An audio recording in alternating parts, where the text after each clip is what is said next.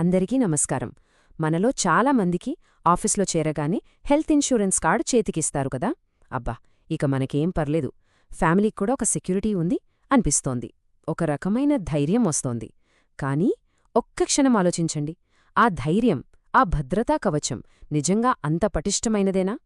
ఈరోజు మనం ఈ కార్పొరేట్ కవరేజ్ వెనుక ఉన్న అసలు కదేంటో చూద్దాం. ఇదిగోండి, ఇదే అస్సలైన ప్రశ్న. మనం ఆలోచించాల్సింది కూడా దీని గురించే. అంటే లాంగ్ టర్మ్లో మన ఫైనాన్షియల్ సెక్యూరిటీకి కేవలం కంపెనీ ఇచ్చే ఇన్సూరెన్సెస్ సరిపోతుందా? ఉద్యోగంలో ఉన్నంతసేపు అంతా ఓకే, కానీ కెరీర్లో మంచి ఆఫరొచ్చి జాబ్ మారితే, లేదా అనుకోని పరిస్థితుల్లో ఉద్యోగం పోతే అప్పుడు పరిస్థితేంటి? ఈ ప్రశ్నకు సమాధానం మన భవిష్యత్తును, మన ఫ్యామిలీ భవిష్యత్తును డిసైడ్ చేస్తుంది. సరే, ముందుగా బేసిక్స్ నుంచి మొదలుపెడదాం. అసలు ఈ కార్పొరేట్ సేఫ్టీ నెట్ అంటే ఏంటి? అది ఎలా పనిచేస్తుంది? చాలామందికి తెలిసిన విషయమే అయినా ఒక్కసారి రీఫ్రెష్ చేసుకుందాం. చాలా సింపుల్గా చెప్పాలంటే, కార్పొరేట్ హెల్త్ ఇన్సూరెన్స్ అంటే మన యజమాని, అంటే మన కంపెనీ, వాళ్ల ఉద్యోగులందరికీ ఇచ్చే ఒక గ్రూప్ ఇన్సూరెన్స్ పాలసీ. ఇది కొన్ని రకాల మెడికల్ ఖర్చులను కవర్ చేస్తుంది. గుర్తుంచుకోవాల్సిందేంటంటే, ఇది మన సొంత పాలసీ కాదు, జస్ట్ ఉద్యోగంలో భాగంగా వచ్చే ఒక బెనిఫిట్. కంపెనీలు బల్క్గా కొంటాయి కాబట్టి మనకు ప్రీమియం తక్కువగా ఉంటుంది, లేదా కొన్నిసార్లు ఫ్రీగా కూడా వస్తుంది. నిజమే కదా, ఈ పాలసీ ఉండటం వల్ల హాస్పిటల్ బిల్లుల టెన్షన్ ఉండదు. అదొక పెద్ద రిలీఫ్. అందుకే చాలా కుటుంబాలు దీని మీదే కంప్లీట్గా డిపెండ్ అవుతాయి. కానీ ఇక్కడే ఒక పెద్ద కాని ఉంది. ఈ నమ్మకం వెనుక ఒక ప్రమాదం దాగి ఉంది. దాని గురించే మనమిప్పుడు మాట్లాడబోతున్నాం. ఓకే, మరి ఆ భద్రతా వలయంలో ఉన్న పగుళ్ళు ఏంటి? మనకు కనిపించని రిస్కులు ఏమున్నాయో ఇప్పుడు చూద్దాం. ఈ విషయాలు తెలుసుకోవడం మన ఫినాన్షియల్ హెల్త్కు చాలా చాలా ముఖ్యం. ఇప్పుడు ఆలోచించాల్సిన మొదటి పాయింట్ ఇది. జాబ్ మారినప్పుడు ఈ ఇన్సూరెన్స్ సంగతేంటి? ఒకప్పుడులాగా ఇప్పుడెవరూ ఒకే కంపెనీలో ఏళ్లకు ఏళ్లు పనిచేయట్లేదు కదా. మంచి గ్రోత్ కోసం, మంచి శాలరీ కోసం కంపెనీలు మారుతూనే ఉంటాం. మరి అలాంటప్పుడు మనల్ని కాపాడుతుందనుకుంటున్న ఈ ఇన్సూరెన్స్ ఏమవుతుంది? సమాధానం చాలా సింపుల్ అండ్ షాకింగ్. కవరేజ్ ఆగిపోతుంది. అవును, మనం ఉద్యోగానికి రిజైన్ చేసిన చివరి రోజుతో పాటు మన హెల్త్ కవరేజ్ కూడా ఎండ్ అయిపోతుంది. ఆ భద్రతా వలయం అక్కడితో మాయమైపోతుంది. అంటే కొత్త జాబ్లో చేరి వాళ్ల ఇన్సూరెన్స్ యాక్టివేట్ అయ్యేంతవరకు మధ్యలో కొన్ని రోజులు లేదా వారాల పాటు మనకు ఎలాంటి హెల్త్ కవరేజ్ ఉండదు. ఆ గ్యాప్లేమైనా అయితే కేవలం కార్పొరేట్ ఇన్సూరెన్స్ మీద ఆధారపడితే వచ్చే కొన్ని మేజర్ ప్రాబ్లమ్స్ ఇవి. 1. కంటిన్యూటీ ఉండదు.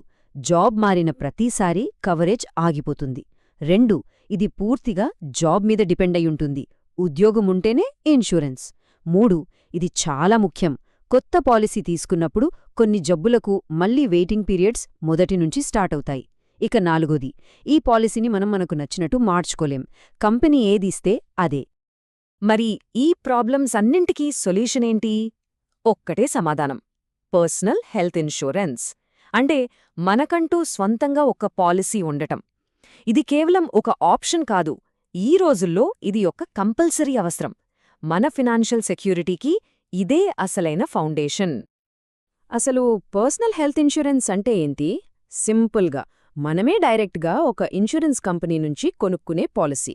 దీనికి మన జాబ్కి ఎలాంటి సంబంధం ఉండదు. ఈ పాలసీకి మనమే బాస్. మనం జాబ్ మారినా, స్వంత బిజినెస్ పెట్టుకున్నా, ఈవెన్ రిటైర్ అయినా సరే, మనం ప్రీమియం కడుతున్నంతకాలం ఈ పాలసీ మనతోనే ఉంటుంది.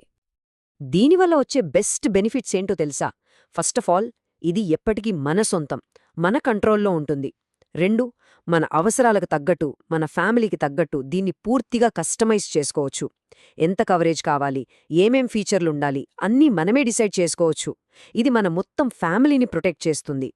దీనిపై ట్యాక్స్ బెనిఫిట్స్ కూడా ఉంటాయి. అన్నింటికంటే ముఖ్యంగా మన లాంగ్ టర్మ్ ఫైనాన్షియల్ హెల్త్ని ఇది సెక్యూర్ చేస్తుంది. సరే, ఇప్పుడు ఈ రెండింటినీ ఒకసారి హెడ్ టు హెడ్ కంపేర్ చేసి చూద్దాం. Corporate versus personal. ఈ కంపారిజన్ చూస్తే మనకొక క్లియర్ పిక్చర్ వస్తుంది. ఈ టేబుల్ని ఒక్కసారి చూడండి. కంటిన్యూటీ: కార్పొరేట్ ఇన్సూరెన్స్ జాబ్తోనే ఎండ్ అవుతుంది.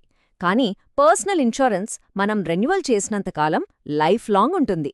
కస్టమైజేషన్: కార్పొరేట్ది అందరికీ ఒకటే, వన్ సైజ్ ఫిట్స్ ఆల్ లాంటిది.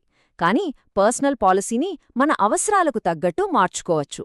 వెయిటింగ్ పీరియడ్స్: కొత్త జాబ్లో మళ్లీ మొదట్నుంచి స్టార్ట్ అవ్వచ్చు, కానీ పర్సనల్ పాలసీలో ఒక్కసారి సర్వ్ చేస్తే చాలు. ఇక కంట్రోల్, కార్పొరేట్ పాలసీ టర్మ్స్ అన్నీ ఎంప్లాయర్ చేతిలో ఉంటాయి. పర్సనల్ పాలసీలో కంట్రోల్ అంతా మన చేతిలోనే ఉంటుంది. డిఫరెన్స్ చాలా క్లియర్గా ఉంది కదా. ఈ థియరీ అంతా ఓకే, కానీ రియల్ లైఫ్లో పరిస్థితి ఎలా ఉంటుందో ఒక చిన్న ఉదాహరణతో చూద్దాం. ఒకే సిచ్యువేషన్, కానీ రెండు వేర్వేరు ఫలితాలు. ఎలాగో చూద్దాం. ఒక సినారియో తీసుకుందాం. ఒక వ్యక్తి అనుకోకుండా ఉద్యోగం కోల్పోయాడు. దురదృష్టం కొద్దీ అదే టైంలో ఫ్యామిలీలో ఒకరికి పెద్ద మెడికల్ ఎమర్జెన్సీ వచ్చింది. ఇప్పుడు చూడండి ఏమవుతుందో. జాబ్ లేదు, కాబట్టి కంపెనీ ఇన్సూరెన్స్ కూడా లేదు. దీంతో హాస్పిటల్ బిల్స్ అన్నీ తను కష్టపడి దాచుకున్న సేవింగ్స్ నుంచి కట్టాల్సొచ్చింది. ఏళ్ల తరబడి దాచుకున్న డబ్బు కొద్ది రోజుల్లోనే కళ్ల ముందే కరిగిపోయింది. ఆ టైంలో ఆ వ్యక్తి ఏమనుకుంటాడో తెలుసా? అయ్యో, కంపెనీ ప్లాన్ సరిపోతుందిలే అని లైట్ తీసుకున్నాను. ఇలా ఒకేసారి జాబ్ పోవటం, ఇంట్లో హెల్త్ ప్రాబ్లం రావటం అస్సలు ఊహించలేదు అని. ఇది జస్ట్ ఒక మాట కాదు, సరైన ప్లానింగ్ లేని చాలామంది అనుభవించే నిజమైన బాధ. ఇప్పుడు చూడండి, పర్సనల్ ఇన్సూరెన్స్ లేకపోవడం వల్ల ఏం జరిగింది? ఆర్థిక సంక్షోభం, అప్పులు. అదే వ్యక్తికి గనక ఒక పర్సనల్ హెల్త్ పాలసీ ఉండి ఉంటే సీన్ మొత్తం మారిపోయేది. హాస్పిటల్ ఖర్చులన్నీ ఇన్సూరెన్స్ చూసుకునేది, తన సేవింగ్స్ సేఫ్గా ఉండేవి. చూశారా, ఒక చిన్న పాలసీ ఎంత పెద్ద తేడా చూపిస్తుందో. సో, ఒక చిన్న నిర్ణయం మన జీవితాన్ని ఎలా మార్చగలదో అర్థమైంది కదా. ఇప్పుడు అసలైన ఆర్థిక భద్రతను ఎలా నిర్మించుకోవాలో, ఆ పునాది ఎంత బలంగా ఉండాలో ఫైనల్గా చూద్దాం. ఈ నంబర్ ఒక్కసారి చూడండి, 14%. ఇదేంటో తెలుసా? మన ఇండియాలో మెడికల్ ఖర్చులు ఏటా పెరుగుతున్న రేటు. మన జీతాల పెరుగుదల కన్నా, మన ఇన్వెస్ట్మెంట్ల రిటర్న్స్ కన్నా కూడా ఇది చాలా ఎక్కువ.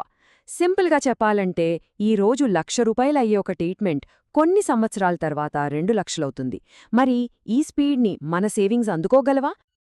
అందుకే మనం గుర్తుంచుకోవాల్సిన కీలకమైన పాయింట్ ఇదే. కార్పొరేట్ ఇన్సూరెన్స్ అనేది చాలా మంచి బెనిఫిట్, డౌట్లే లేదు. కానీ అది ఒక సప్లిమెంట్ మాత్రమే, ఒక యాడ్ ఆన్ లాంటిది. మన ఫైనాన్షియల్ ప్లానింగ్కు అసలైన పునాది మాత్రం పర్సనల్ హెల్త్ పాలసీయే అయ్యుండాలి. దాన్ని బేస్గా చేసుకుని కంపెనీ కవరేజ్ని ఒక టాపప్లా వాడుకోవాలి. మరి ముగించే ముందు ఒక్క ప్రశ్న: మన ఆరోగ్య భద్రత, మన ఫ్యామిలీ సెక్యూరిటీ, దీని కంట్రోల్ నిజంగా మన చేతుల్లోనే ఉందా? లేక మన ఉద్యోగం చేతిలో, మన యజమాని చేతుల్లో ఉందా? ఒక్కసారి ఆలోచించండి. దీనికి మనం ఇచ్చుకునే సమాధానమే మన ఫైనాన్షియల్ ఫ్యూచర్ని డిసైడ్ చేస్తుంది.